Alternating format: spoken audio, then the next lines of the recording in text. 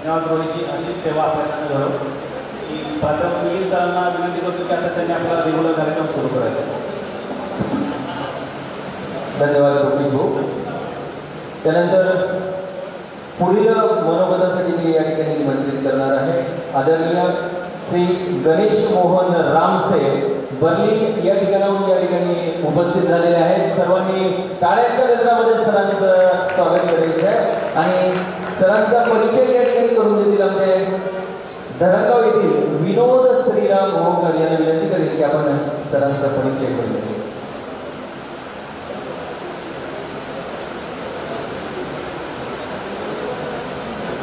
नमस्कार सगळ्यांना. शेवटपर्यंत आवाज येतो. Good morning. झोप झाली सगळ्यांची? बोर होत आहे का? नाही. ओके, काहीतरी इंटरेस्टिंग बघूयात आता.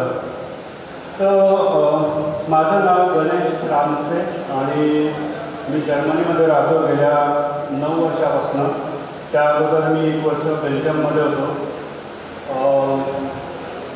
मी क्लिनिकल रिसर्च या इंडस्ट्रीमध्ये गेल्या 16 ते 17 वर्षापासून कार्यरत आहे, ज्यामध्ये इंडिया, बेल्जियम आणि जर्मनी येथे वेगवेगळ्या फार्मास्युटिकल कंपनींसाठी मी काम केलं आहे. जसं की Glenmark pharmaceutical, Johnson & Johnson, Bayer pharma,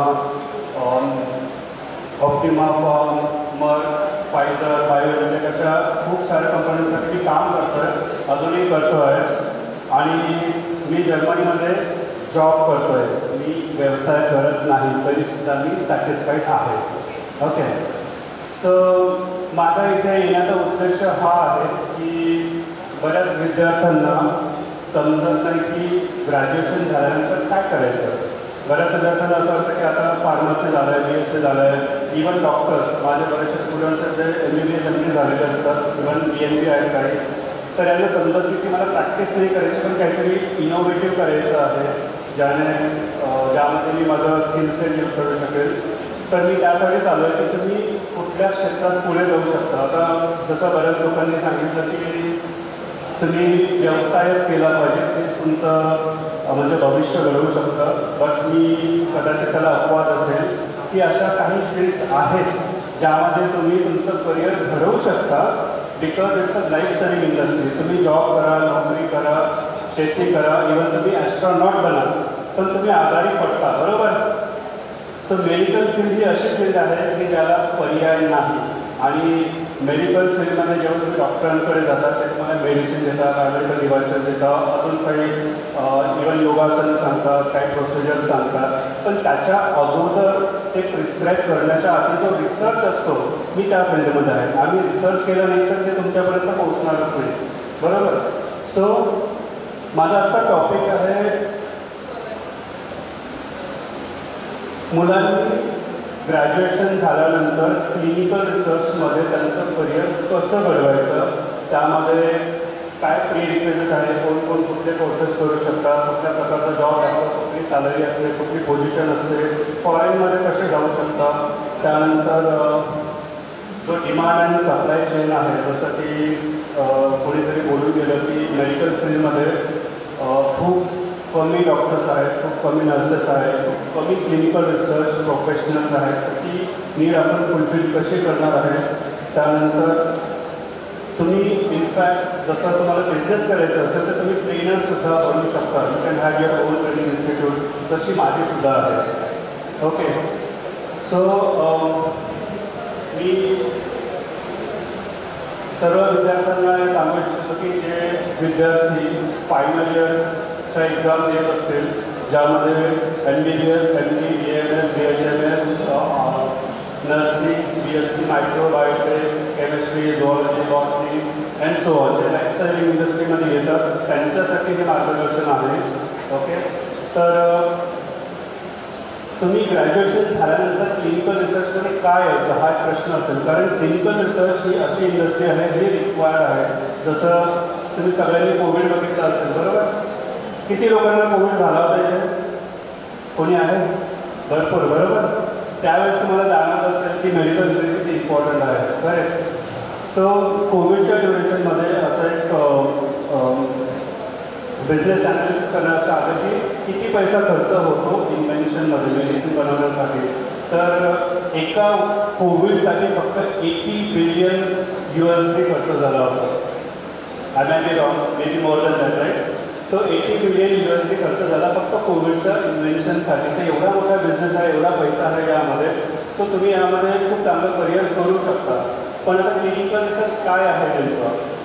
तर कुठलीही मेडिसिन, कुठलंही बायोमेडिकल डिव्हाइस किंवा कुठल्याही प्रकारच्या प्रोसिजर, ऑपरेशन जे असतं त्याच्यावर रिसर्च करण्यासाठी पहिले लॅबमध्ये रिसर्च होतो. ओके, फॉर एक्झाम्पल तुम्हाला ताप येतो, तापासाठी तुम्ही पॅरासिटामॉल घेतात, पण त्यासाठी अगोदर त्याचा रिसर्च लॅबमध्ये केला जातो मॉलिक्युल लेवलला. त्याच्यानंतर तो ॲनिमलवर केला जातो, बघतात की तो सेफ आणि इफेक्टिव्ह आहे का. त्यानंतर तो माणसांवर केला जातो. पहिले हेल्दी व्हॉलंटियर म्हणजे आपल्यासारखे ज्यांना कुठलाच डिसीज नाही आहे, आणि नंतर मग तो पेशंट्सवर केला जातो. तर पेशंट्सवर जो रिसर्च होतो त्याला म्हणतात क्लिनिकल रिसर्च. तर या क्लिनिकल रिसर्चमध्ये खूप काही ब्रँचेस असतात. तुम्ही डेटा मॅनेजमेंट आहे, फार्माकोविजिलन्स आहे, सेफ्टी आहे, किंवा मेडिकल रायटिंग आहे, सास प्रोग्रामिंग आहे, बायोस्टॅटिस्टिक्स आहे, अशा अनेक ब्रँचेस आहेत. तर तुम्ही त्यामध्ये करिअर घडवू शकता आपलं.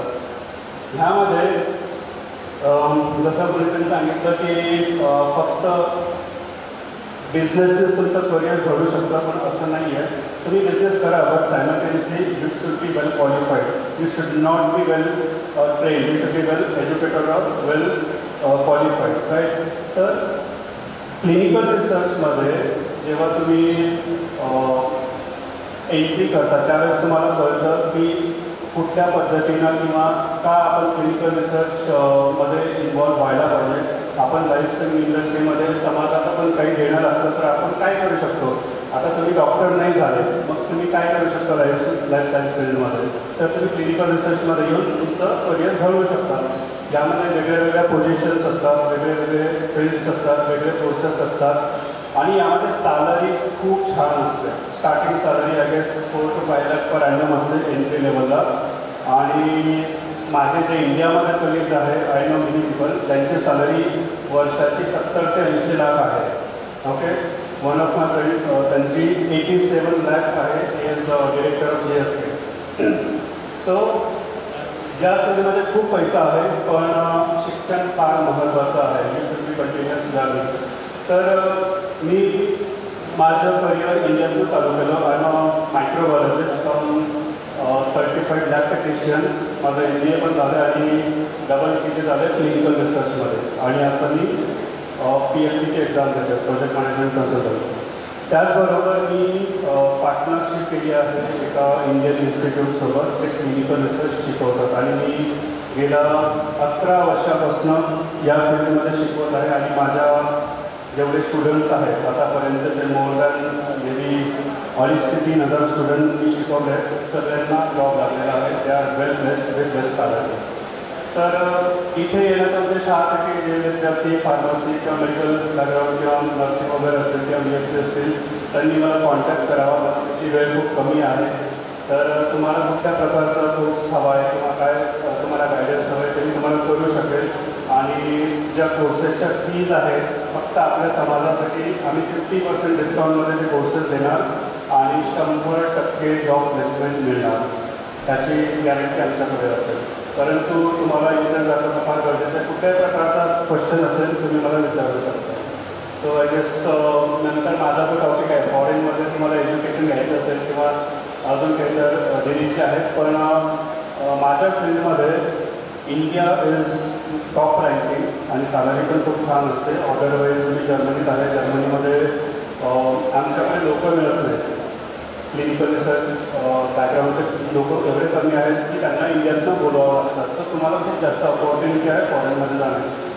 So I guess this is one of the best field for life science students. तुम्ही व्यवसायही करू शकता, याच्यामध्ये स्वतःचं ट्रेनिंग इन्स्टिट्यूट काढू शकता. But first you need to get those technical skills.